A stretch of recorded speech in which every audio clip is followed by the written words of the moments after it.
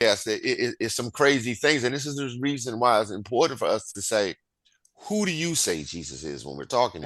We do not believe, as the Muslims do, that Jesus was just a prophet or just a teacher. He was more than that. He was a prophet, he was a teacher, a great teacher, but we believe he is God in flesh. When we go into Scientology, Scientology's school of thought is that we were spiritual beings and there was an implant put in us about God and Jesus, which enslaved us to this thought of so-called quote unquote religion.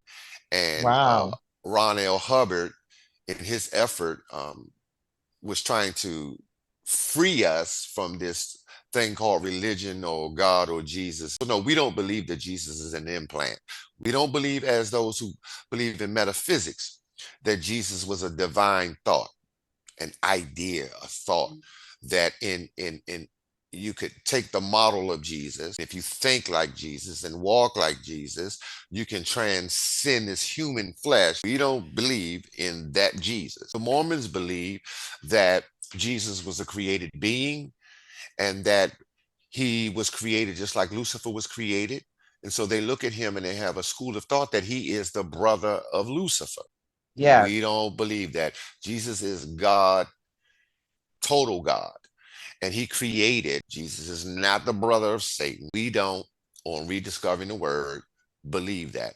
You go into Jehovah Witnesses, they don't believe that Jesus was a God man.